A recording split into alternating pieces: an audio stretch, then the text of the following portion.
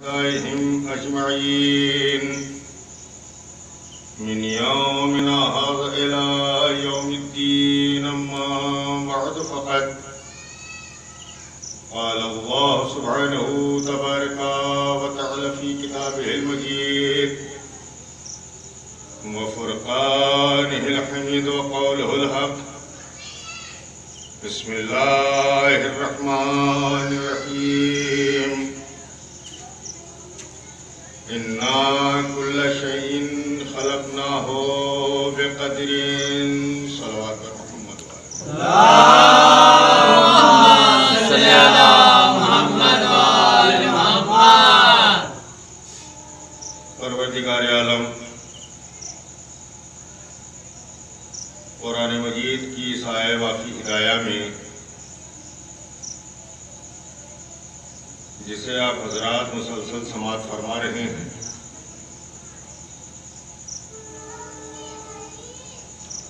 آج یہ عشرے کی 5ویں مجلس ہے جس میں خلاق عالم نے اس بات کو واضح کیا ہے کہ ہم نے جس شے کو پیدا کیا ہے، خلق کیا ہے، اسے بے قدرین بنایا ہے، قدر کے ساتھ بنایا ہے۔ اس کا مقصد ہے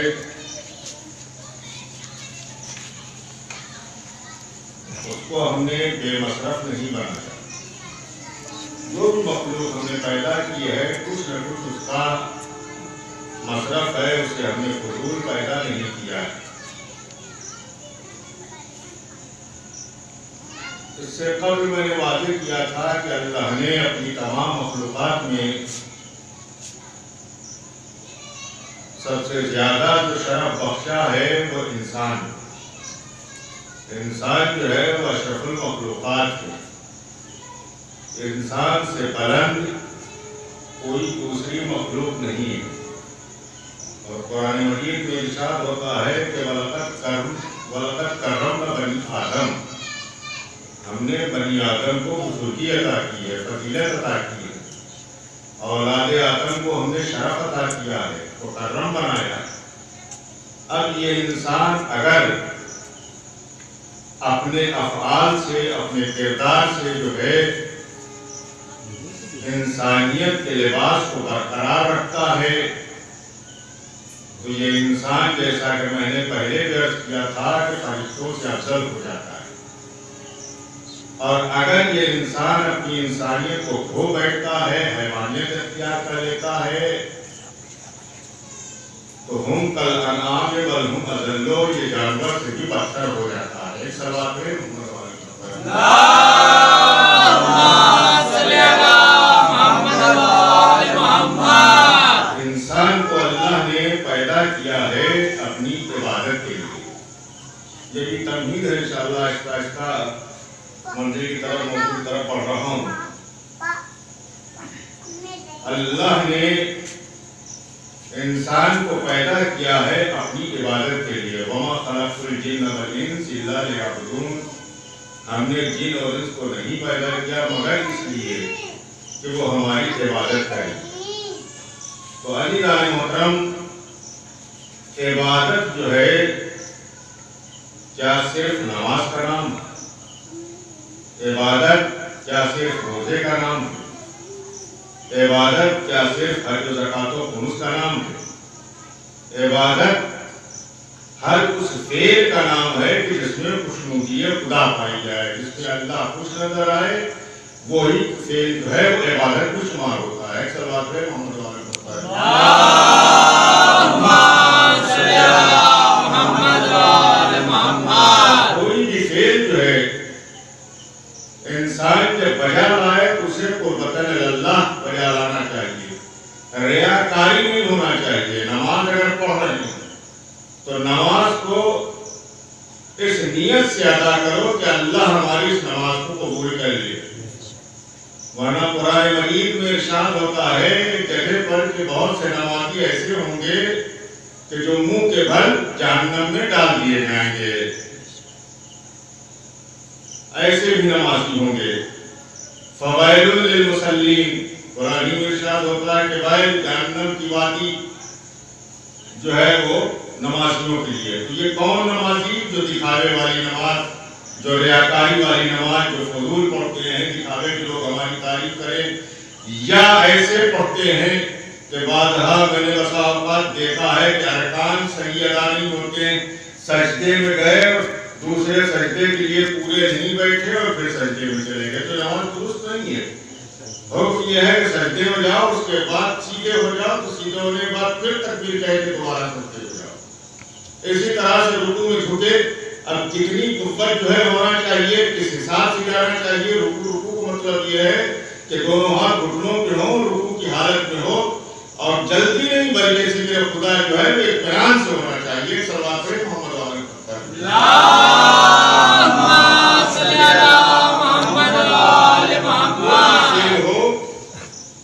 جس میں اللہ کچھ نظر آئے قبول کر لے وہی فعل عبادت. ایک واقعہ ملتا ہے کہ ایک صاحب کے بڑے نمازی تھے اور ان کا دستور یہ تھا، یہ واقعہ بھی ہے لطیفہ بھی ہے، کہ نماز پڑھنے کے بعد جب وہ دعا مانگتے تھے تو ہاتھ پھیلا کے چلا چلا کے زور زور سے یا رب العالمین، اے پالنے والے، پہلے عربی میں الفاظ پھر اس کا ترجمہ، یا خالقو، اے پیدا کرنے والے، یا رازقو، اے رزق دینے والے. اس طرح سے ان کا دستور تھا. تو ان کے پڑوس میں ایک دوسرا شخص نماز پڑھ رہا تھا. جب ان کی دعا اتنی بلند آواز سے اس نے سنی تو اس کی نماز باطل ہو گئی، ٹوٹ گئی. اور نماز جب ٹوٹ گئی، انہوں نے جب دعا سے فارغ ہوئے تو اس نے کہا بھائی یہ بتاؤ ہمیں کہ یہ تمہارا کون سا طریقہ ہے کہ تم اتنی بلند آواز سے دعا مانگتے ہو، ایک اور دوسرے پہلے عربی میں الفاظ ادا کرتے ہو پھر اس کا ترجمہ کرتے ہو. تو کہنے لگے بھائی تم نہیں جانتے ہو، ہم دونوں زبانوں میں اس وجہ سے دعا مانگتے ہیں کہ اگر اللہ عربی نہ سمجھ سکے تو اردو سمجھ لے، اردو نہ سمجھ پائے تو عربی سمجھ لے. تو انہوں نے کہا پائے ہو تم پر خدا کو خدا بھی سمجھ رہے ہو اور خدا کو نہ سمجھ بھی سمجھ رہے ہو. ارے وہ خدا خدا نہیں ہو سکتا ہے جو سمجھتا نہ ہو. تو عزیزان محترم مجھے کہنے دیجئے کہ جس طرح سے انسان خدا کو سمجھدار سمجھ کے بھی نہ سمجھتا ہے، ویسے ہی پیغمبر کی بزم میں بیٹھنے والے بھی پیغمبر پر شک کرتے تھے. صلوات پہ محمد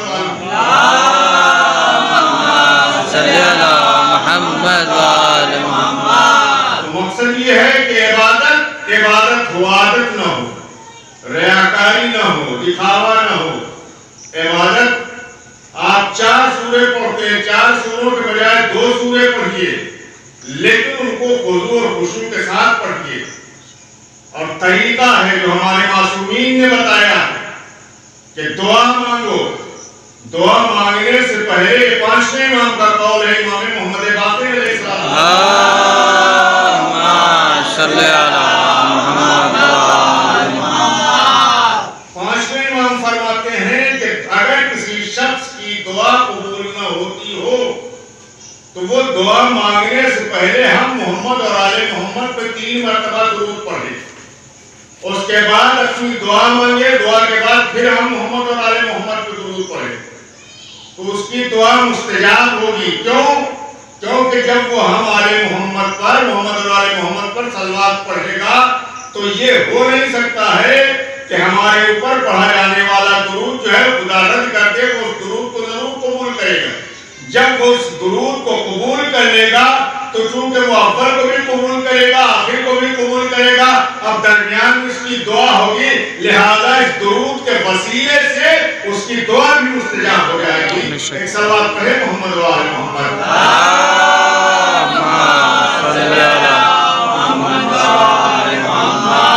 مرتبہ پیغمبر اسلام اپنے صحابہ کی بزم میں بیٹھے ہوئے اور پیغمبر فرما رہے تھے کہ اگر کسی شخص نے 1 مرتبہ سورہ الحمد کی تلاوت کی تو اسے جنت میں 1 مکان ملے گا. جس نے اگر 2 مرتبہ تلاوت کی تو اسے جنت میں 2 مکان ملیں گے. جس نے 3 مرتبہ تلاوت کی تو اس کے لیے 3 مکان ہوں گے. سارے صحابی بیٹھے ہوئے تھے. ایک کھڑا ہو گیا, کہنے لگا کہ یا رسول اللہ, ہم نے تو بہت مرتبہ جو ہے, کئی مرتبہ, شمار نہیں ہے کتنی بار سورہ الحمد پڑھی, تو ہمارے لیے کتنے مکان ہوں گے کہ جس کا شمار ہی نہیں ہوگا. اتنے زیادہ, اتنی نیکیاں ہم نے کی ہیں. صلوات پڑھیں محمد وعلی محمد.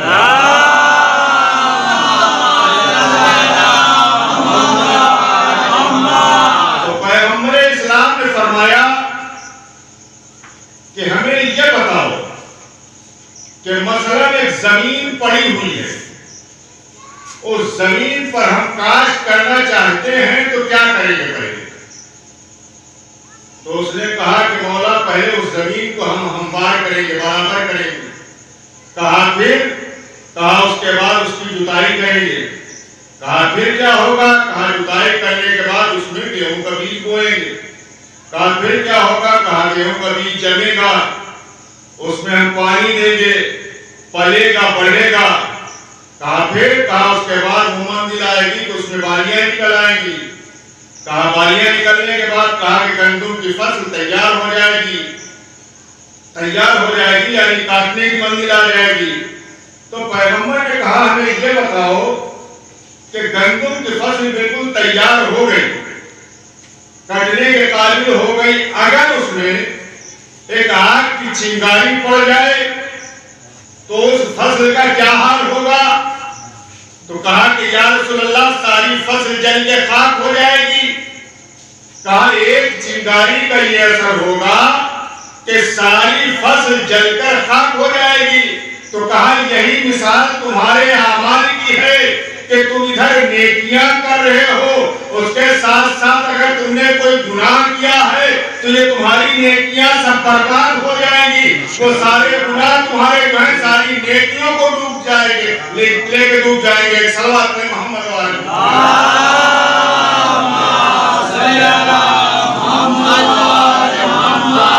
اور صلوات پڑھیں محمد وعلی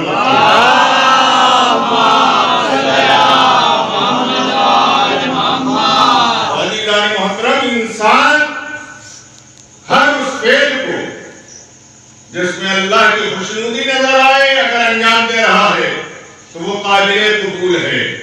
قربتاً اللہ ہونا چاہیے, مولا کی عزاداری خلوص سے منائیے.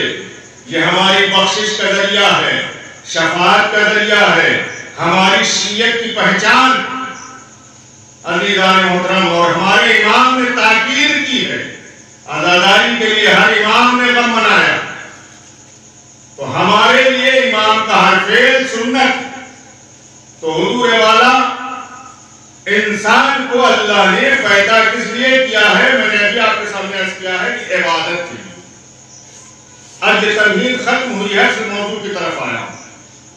انسان کو اس نے پیدا کیا ہے اپنی عبادت کے لیے.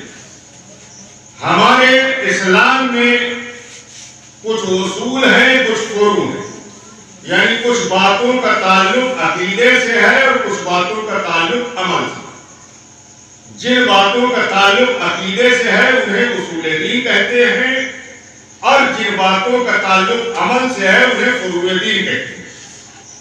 مرنے کے بعد سب سے پہلے قبر میں جو ہے وہ عمل کے سلسلے میں نہیں پوچھا جاتا ہے, پوچھا جائے گا, بلکہ عقیدے کے سلسلے میں. تو ہمارے یہاں اصول ہمارے 5 ہیں, دوسرے مسلمانوں کے یہاں اصول 3 ہیں. میں نے پہلے درس کیا تھا کہ توحید, نبوت, قیامت, یہ دوسرے مسلمانوں کے یہاں. ان کے یہاں عدالت نہیں ہے, امامت نہیں. یہ شرف ہمارے یہاں ہے. آخری جو ہے اصول وہ ہے معاد یعنی قیامت. اس پر دوسرے مذہب والوں نے بھی اعتراض کیا. معاد کا مطلب یہ ہے کہ وہ انسان جو دنیا میں آیا, آنے کے بعد مر گیا, مرنے کے بعد قیامت کے دن وہ پھر زندہ کیا جائے گا, اور زندہ ہونے کے بعد اس سے حساب و کتاب ہوگا. کتنی نیکیاں کی ہیں, کتنی برائیاں کی ہیں, کتنے اچھے فعل انجام دیے ہیں, کتنے برے فعل انجام دیے ہیں. تو اس پر دوسروں نے اعتراض کیا ایک شخص ہمارے اور آپ کے چھٹے امام کے سامنے موجود امام سے سوال کرتا ہے کہ یہ بتائیے کہ آپ لوگ یہ کہتے ہیں کہ قیامت کے دن سب زندہ کیے جائیں گے، تو یہ ناممکن ہے۔ کیسے؟ کہ اکل الانسان انسانن، ایک انسان نے دوسرے انسان کو کھا لیا۔ غور کیجئے کہ تھوڑی یہ باتیں ذرا سخت ہیں، لیکن انشاءاللہ مستفید ہوں گے اس پہ۔ ایک صلوات پڑھیں محمد والا ہوتا ہے۔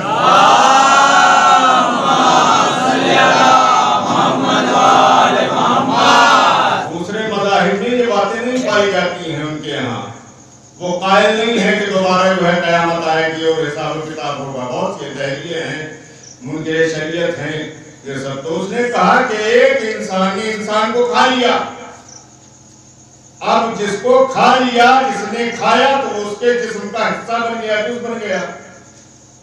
انسان کو جانور بھی کھا لیتے ہیں، تو اب دو کیسے زندہ ہوں گے؟ یہ تو ایک ہی ہوگا کہ انسان نے انسان کو کھا لیا۔ اکل الانسان انسانا، یہ الفاظ ہیں عربی کے، کہ انسان نے انسان کو کھا لیا، جس نے کھایا وہ اس کی غذا بن گیا، اور جب غذا بنا تو اس سے وہ پلا بڑھا موٹا ہوا۔ اب دوسرے کا وجود تو ختم ہو گیا ظاہر، تو اب دوسرے کا حساب و کتاب کیسے ہوگا؟ یہ اس نے سوال کیا، تو امام نے فرمایا تو نے سمجھا نہیں ہے۔ انسان کے دو جسم ہوتے ہیں، ایک فضلی جسم، ایک اصلی جسم، یعنی ایک اصل ہے، دوسرا فضول والا جسم ہوتا ہے۔ پھر مثال دی کہ ایک شخص ہے جو پیدا ہوا، جب پیدا ہوا تو اس کا نام رکھا زید، بڑا ہوا تب بھی وہ زید، جوان ہوا تب بھی زید ہی کہیں گے اسے، بوڑھا ہوا تب بھی اس کو زید کہیں گے۔ ایک انسان نے ایک انسان کو مار ڈالا، اس پر مقدمہ چلا، جب مقدمہ چلا تو اس وقت جوانی کا عالم تھا، جب سزا ہوئی تو بوڑھا ہو گیا، مارا جب تھا تب جوان تھا، سزا جب بولی گئی تو بوڑھا ہو گیا۔ تو بتا کہ اب اس پر کیسے سزا ہو رہی ہے؟ تو اس نے کہا مارا اسی نے، زید بچہ تھا تب بھی زید ہی تھا، جوان تھا تب بھی زید ہی تھا، بوڑھا ہوا تب بھی زید ہی۔ تو امام نے کہا کہ دیکھ، حساب و کتاب جو ہوگا وہ اصلی جسم سے ہوگا، یعنی روح سے کیا جائے گا، فاضل جسم سے نہیں ہوگا، بلکہ فاضل جسم جب زمین کے اندر جاتا ہے تو مٹی مٹی میں مل جاتی ہے، پانی پانی میں مل جاتا ہے، ہوا ہوا میں مل جاتی ہے، اصلی جسم باقی رہ جاتا ہے۔ اور جو آل محمد کے چاہنے والے ہوتے ہیں ان کا فاضل جسم بھی فنا نہیں ہوتا ہے۔ ایک سلام پر محمد والا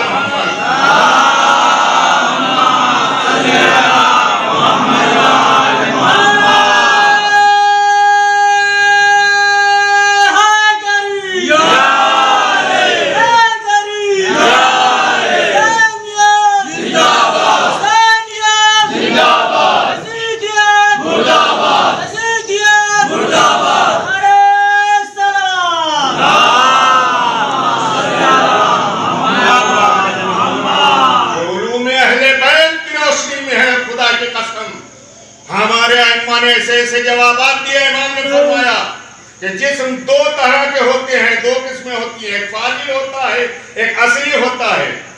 اصلی وہ جسم جو پیدا ہوتے وقت ہوا آیا ہے دنیا میں، وہ اصلی جسم ہے۔ اگر فاضل دیکھا جائے اور سارے فضول کو جمع کرے، یعنی انسان بلغم تھوکتا ہے، کلی کرتا ہے، بول و براز کرتا ہے، پیشاب پاخانہ کرتا ہے، اگر سب کو جمع کیا جائے تو پورا ایک پہاڑ بن جائے۔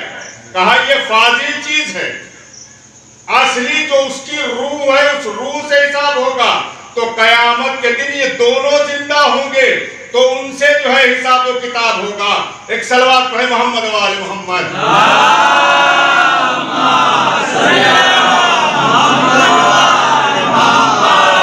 محترم انسان کو اللہ نے پیدا کیا ہے، اپنی عبادت کے لیے پیدا کیا ہے. ہمارے ائمہ نے ہمیں راستہ بتایا ہے، طریقہ بتایا ہے کہ کیسے عبادت کرو. تو یاد رکھیے کہ ائمہ معصومین علیہم السلام کہ جنہوں نے بڑے بڑے مراحل طے کیے، بڑے بڑے مسائل کو حل کیا، جنہیں دنیا جو ہے حل نہ کر پائی. پیغمبر اسلام جنگ تبوک سے واپس آ رہے تھے. جنگ تبوک کی واپسی کے بعد ایک جگہ پہ پہنچے، اس جگہ کا نام تھا بیر العلم.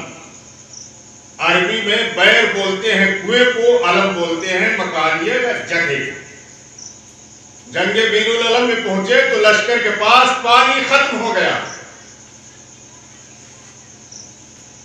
لشکر کے پاس پانی ختم ہو گیا. پیغمبر نے کہا پتہ لگاؤ یہاں پہ کوئی کنواں ہے پانی کا. تو لوگوں نے کہا ہاں ایک کنواں ہے. کہا کہ جاؤ جا کر مشکیزہ بھر کے لاؤ. کچھ صحابی گئے اور جانے کے بعد انہوں نے پانی کی مشک بھری کنویں سے. بھرنے کے بعد مشک کو اوپر رکھا، ایسی ہوا چلی کہ وہ الگ گر گئے، مشکیزہ الگ، دہانہ کھل گیا، سارا پانی بہ گیا. 2-3 بار واپس آئے ایسے ہی. کہتے ہیں یا رسول اللہ ہمیں پتہ نہیں چلتا ہے کہ ہم کدھر گرے، مشکیزہ کدھر گرا. تو ایک مرتبہ پیغمبر نے آواز دی علی تم جاؤ. قرآن مجید میں ارشاد ہوتا ہے کہ وَأَنزَلْنَا الْحَدِيدَ فِيهِ بَأْسٌ شَدِيدٌ، ہم نے لوہے کو نازل کیا ہے آسمان سے جو بہت سخت ہے.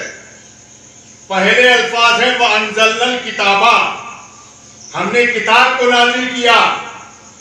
اور اس کے بعد ہے کہ ہم نے لوہے کو نازل کیا جو بہت ہی شدت والا ہے. وَأَنزَلْنَا الْحَدِيدَ فِيهِ بَأْسٌ شَدِيدٌ.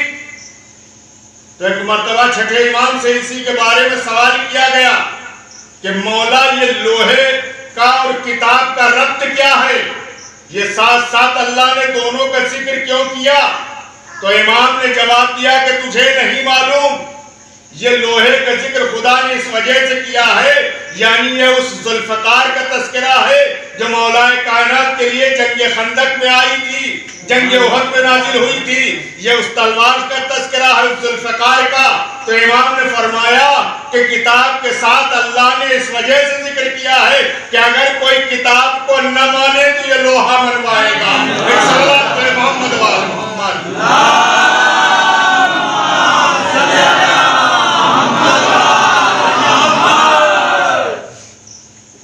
تو اللہ نے فرمایا کہ ہم نے لوہے کو نازل کیا ہے آسمان سے جو بہت ہی شدید ہے. وَأَنزَلْنَا الْحَدِيدَ فِيهِ بَأْسٌ شَدِيدٌ. تو علی جان محترم مولا کائنات کو حکم دیا پیغمبر نے. پیغمبر کون ہیں؟ وَمَا أَرْسَلْنَاكَ إِلَّا رَحْمَةً لِلْعَالَمِينَ. اے میرے حبیب ہم نے تجھے عالمین کے لیے رحمت بنا کے بھیجا. تو پیغمبر اسلام صرف رحمت انسانوں کے لیے نہیں تھے بلکہ کل کائنات کے لیے تھے رحمت. پیغمبر اسلام صرف نبی انسانوں کے لیے نہیں تھے بلکہ جناتوں کے بھی نبی تھے. اور قرآن مجید میں اللہ نے فرمایا ہے کہ جنات آتے تھے، قرآن مجید سنتے تھے اور اس کے بعد کہتے تھے کہ میں نے ایسی آواز سنی ہے کہ میرا ذہن جو ہے وہ خوش ہو گیا ہے، میں نے عجیب و غریب کلام سنا ہے. ایک صلوات پڑھے محمد و آل محمد.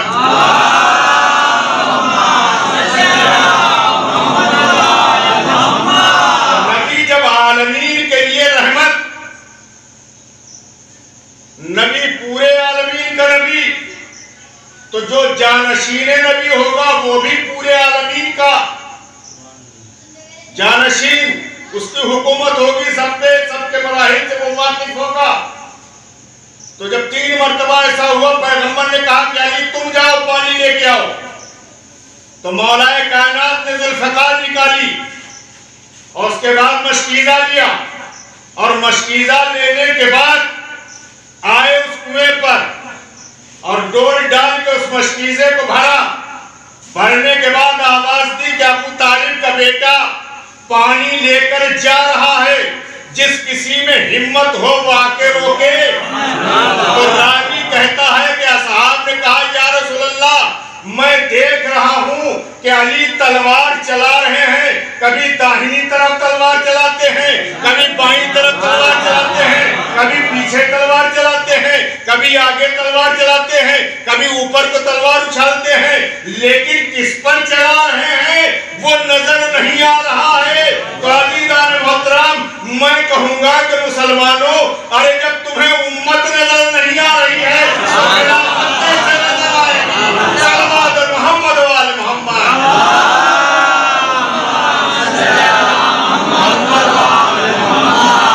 ایک اور صلوات پڑھیں محمد وال محمد.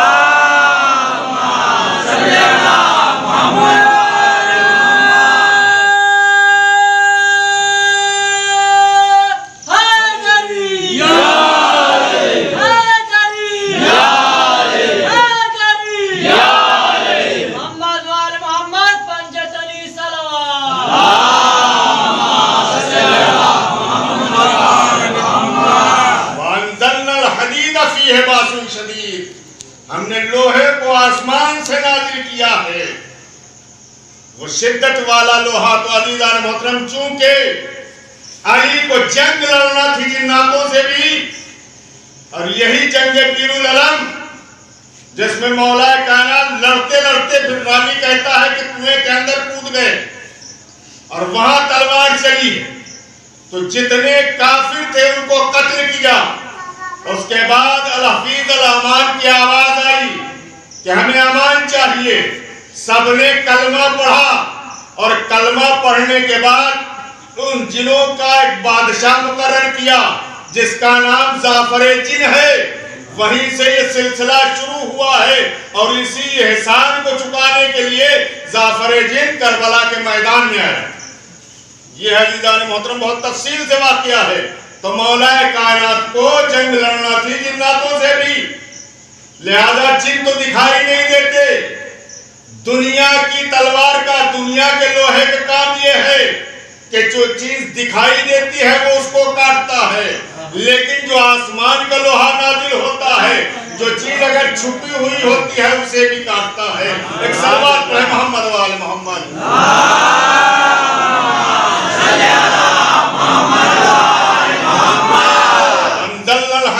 فیہ باس شدید. ہم نے لوہے کو نازل کیا ہے آسمان سے جو بہت ہی شدت والا ہے, بہت ہی شدید ہے وہ لوہا. تو علی ابن ابی طالب نے کافروں سے جنگ کی, مشرکوں سے جنگ کی, اور کہنا چاہیے کہ جناتوں سے بھی جنگ کی. تو علی جس طرح سے نبی ہر مخلوق کے نبی تھے, ویسے ہی علی ہر مخلوق کے امام تھے. علی جانشین پیغمبر تھے, تو نئے جیسا نبی ہونا چاہیے ویسے ہی جانشین ہونا چاہیے. تو وہ مراتب اللہ نے عطا کیے کہ مولا کائنات علی ابن ابی طالب علیہ السلام کہ جب آپ کے سامنے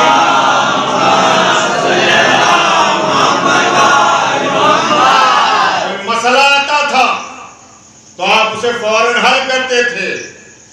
عدالت اتنی مستحکم کہ کافر تک کہتا تھا کہ علی سے بڑا کوئی عادل نہیں. ایک مرتبہ ایک شخص آیا اور آنے کے بعد کہنے لگا کہ یا علی میں نے ایک ایسا جرم کیا ہے کہ میں چاہتا ہوں کہ آپ مجھے سزا یہیں دے دیجئے تاکہ میں آخرت کے عذاب سے بری ہو جاؤں. میں نے چوری کی ہے. تو مولا نے کہا تو نے چوری کی ہے؟ کہا ہاں. پھر سوال کیا کیا تو نے چوری کی ہے؟ کہا ہاں یا علی میں نے چوری کی ہے, میں اقرار کرتا ہوں. 3 مرتبہ اس سے اقرار کروایا.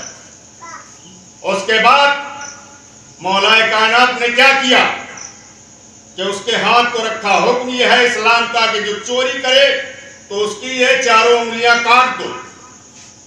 یہ اسلام کا قانون ہے چور کی. مولا نے اس کی انگلیاں کاٹ دی. اس نے کٹی ہوئی انگلیوں کو اپنے ہاتھ میں لیا. تاریخ نے اس کا نام بتایا ہے ابن کفا. ایک صلوات پڑھے محمد و آل محمد۔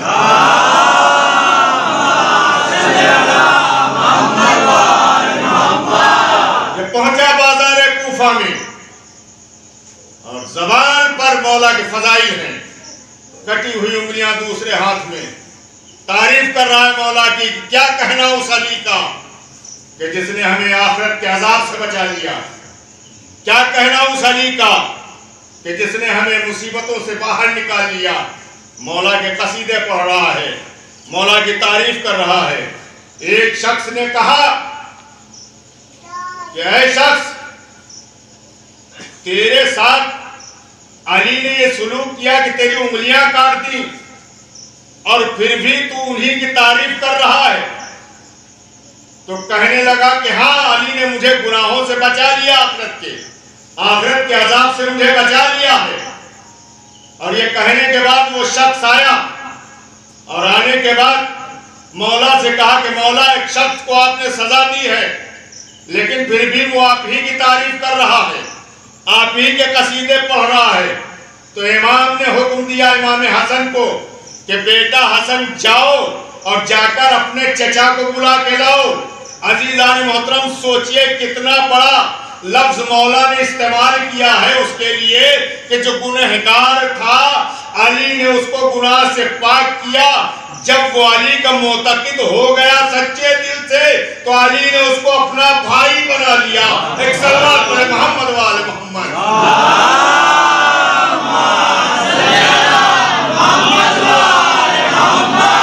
امام حسن سے کہا کہ جاؤ، جا کر اپنے چچا کو بلا کے لاؤ۔ امام حسن علیہ السلام آئے بازار کوفہ میں اور آنے کے بعد اس شخص کو پکڑا، پکڑنے کے بعد کہا کہ چل بھائی، تجھے میرے بابا نے بلایا۔ آیا امام کی خدمت میں، کہنے لگا مولا کیا بات ہے؟ کہا بیٹھ میرے سامنے۔ بیٹھ گیا۔ بیٹھنے کے بعد مولا نے کہا وہ اپنی انگلیاں اپنے ہاتھ سے ملا، اپنی انگلیوں کو ہاتھ سے ملایا۔ اس نے کہا زمین پہ ہاتھ رکھا رہنے دے۔ اس کے بعد اس پر اپنی عبا ڈالی اور عبا ڈالنے کے بعد اس سے کہا سکوت کے ساتھ بیٹھا رہے۔ سکوت سے وہ بیٹھا رہا خاموش۔ پھر علی ابن ابی طالب نے 2 رکعت نماز ادا کی اور نماز پڑھنے کے بعد حکم دیا کہ اے انگلیوں، اے کٹی ہوئی انگلیوں، میرے علی تمہیں حکم دیتا ہے کہ تم صحیح و سلامت ہو جاؤ۔ اب جو عبا کا دامن ہٹایا تو اس کے ہاتھ میں کہیں بھی نشان نہ تھا۔ ایک صلوات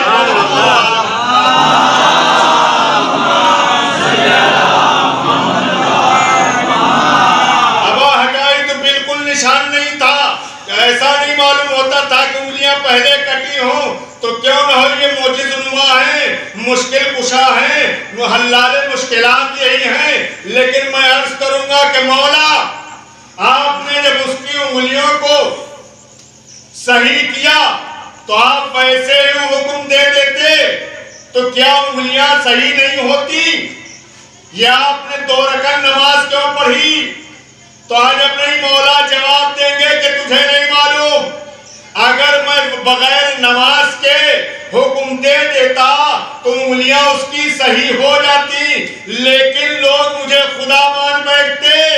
نماز پڑھ کر میں نے بتا دیا کہ دیکھو میں عبد ہوں، معبود نہیں ہوں، لیکن خدا نے مجھے اختیارات دیے ہیں۔ ایک درود پڑھے محمد و آل محمد۔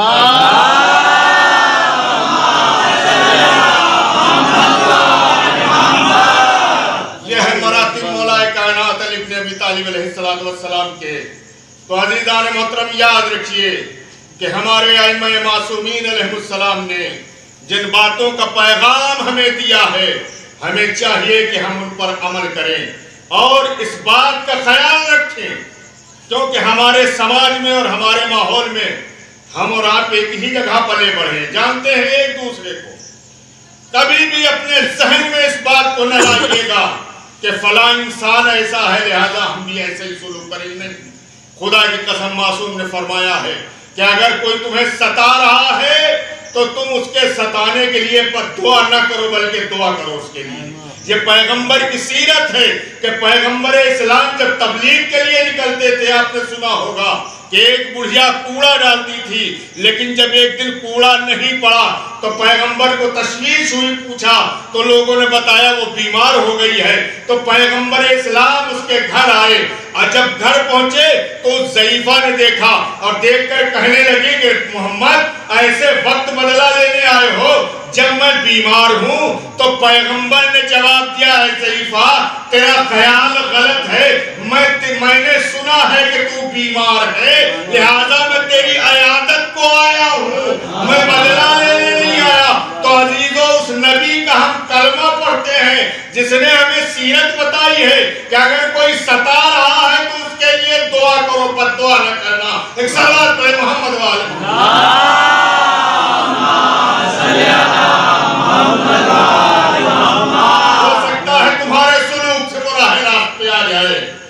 بس عزیزان محترم یاد رکھیے کہ پیغمبر نے وہ ہمیں درس دیا ہے اور ائمہ معصومین علیہ السلام نے کہ جن کی تاریخ دنیا میں نہیں ملتی ہے، اور خاص طور سے کربلا والوں کا سبق ہمارے لیے عبرت۔ عزاداران مظلوم کربلا، ان میں زیادہ قوت نہیں ہے کہ میں زیادہ دیر تک بیان کر سکوں۔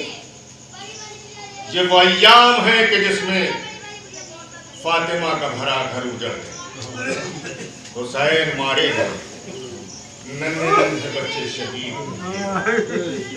عزاداران مظلوم کربلا پانچ امام فرماتے ہیں کہ میرے جد مظلوم پہ ایسے رویا کرو جیسے کسی بوڑھی ماں کا جوان بیٹا گزر گیا اور وہ اپنے جوان لال پہ روتی ہے، ایسے میرے جد پہ رویا کرو۔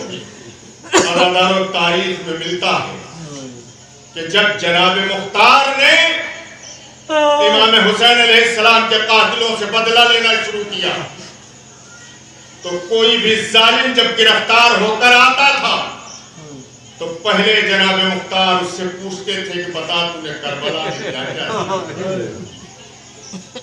تاریخ میں ہے کہ جب ہرملہ ملعون گرفتار کر کے لایا گیا، یہ ملعون عورتوں کے لباس پہن کے بھاگ رہا، کوفے کے باہر سے بارڈر سے جو ہے عبداللہ ابن کامل نے اس کو پکڑوایا، چہرہ کھول کے دیکھا تو ہرملہ نکلا، جناب مختار کی خدمت میں بھیج دیا۔ عزیزو تاریخ کہتی ہے کہ ہرملہ جب پکڑا گیا تو چوتھے امام کو بھی جب خبر ملی تھی کہ آج ہرملہ نے قتل کیا ہے، مختار نے بدلہ لیا ہے، تو امام کے چہرے پہ بھی مسکرا آیا۔ ہرملہ جناب مختار کے سامنے پیش کیا گیا تو جناب مختار نے کہا ہے ملعون بتا تو نے کربلا میں کیا کیا ظلم کیا۔ عزیزو چند جملے مسائب کے، اس کے بعد آپ کی زحمت تمام۔ کہنے لگا کہ امیر اگر پوچھتا ہے تو سن، کربلا کے میدان میں میں جب وارد ہوا تو میرے ترکش میں 7 تیر، کتنے 7 تیر، کہنے لگا کہ جس میں سے 3 تیر ہمارے کربلا میں کام ہے اور 4 تیر ہمارے خطا کریں۔ جناب مختار نے کہا بتا وہ کون کون سے تیر تیرے کام ہیں؟ کہا امیر پہلا تیر میرا اس وقت کام آیا جب عباس ابن علی مسجدہ بن کر درگاہ کی طرف جا رہے تھے، عباس کے شانے قلم ہو چکے تھے، شانے قلم ہو چکے تھے، مشکیزے کو دانتوں سے دبایا تھا۔ عباس کی تمنا یہ تھی کہ یہ پانی پیاسوں تک پہنچ جائے۔ امیر میں نے نشانہ لے کر ایسا تیر مارا کہ جو مشکیزے پہ جا کے لگا، مشک کا سارا پانی بہ گیا۔ یا تو عباس کا رخ کلمے کی طرف تھا یا پھر رخ کو موڑ لیا، سر پہ کچھ لگا، علی کلال نہ رک سکا، مختار نے چیزیں ماری، یہ ہوش ہو گئے۔ اللہ اکبر، اتنا بڑا زور، پانی چھڑکا گیا، ہوش میں آپ پھر آگے بیان کر کیا ہوا۔ کہنے لگا امیر میرے اس کے بعد 4 تیروں نے خطا کی۔ کہتا ہے کہ اس وقت جب حسین مظلوم اپنے ششماہ الحسن کو لے کر سوال آپ کے لیے آئے تھے امیر میں نے پہلا تیر لگایا تو میری آنکھوں کے سامنے پیغمبر پرہنا چلا گئے آئے حرملہ میرا بچہ بے قصور ہے اسے تیر لگا حرملہ کہتا میرے تیر نے خطا کی کہتا دوسرا تیر لگایا میں نے کیا دیکھا علی مرتضی گئے آئے حرملہ میرے بچے کو تیر نہ مار میرے گلے میں تیر مار دے حرملہ کہتا ہے میں نے تیسرا تیر لگایا حسن مجتبی اے حرملہ میرے اس بیٹے نے تیرا کیا بگاڑا ہے حرملہ کہتا ہے میں نے 14 تیر لگایا تو ایک مرتبہ فاطمہ زہرا والوں کو پریشان کیے ہوئے میرے سامنے آ گئی اے حرملہ میرا بچہ تیر دل کا چاہتا ہے اے حرملہ اس کی ماں کا دودھ خشک ہو گیا ہے اسے تیر نہ مار میرے گلے پہ تیر مار دے حرملہ کہتا پھر میں نے آنکھیں بند کر کے تیر چھوڑا تیر چلا علی اصغر کے گلے پہ لگا حسین کا بازو چھلا بچہ باپ کے ہاتھوں پہ منقلب ہو گیا فانقلب الصبی علی ید امام علی اصغر الٹ گئے خون کے چند قطرے حسین نے چہرے پہ ملے ننھی سی بیعت سپرد خاک کی اس کے بعد حرملہ کہتا ہے میرا تیسرا تیر اس وقت کامیاب ہوا جب حسین مظلوم گھوڑے پہ ڈگمگا رہے تھے ہتھوں سے چوٹ چوٹ میں نے تاک کر دی حسین کے سینے پہ مارا جسے اسے سامنے سے کھینچ نہ سکے بلکہ پشت سے کھینچتے ہوئے ہلزن پہ قضا یہی و تسلیم الامر کہہ کے گھوڑے سے زمین پہ آئے سر تن سے جدا ہوا منادی ندا دی الا قتل الحسین بکربلا الا ذبح الحسین بکربلا حسین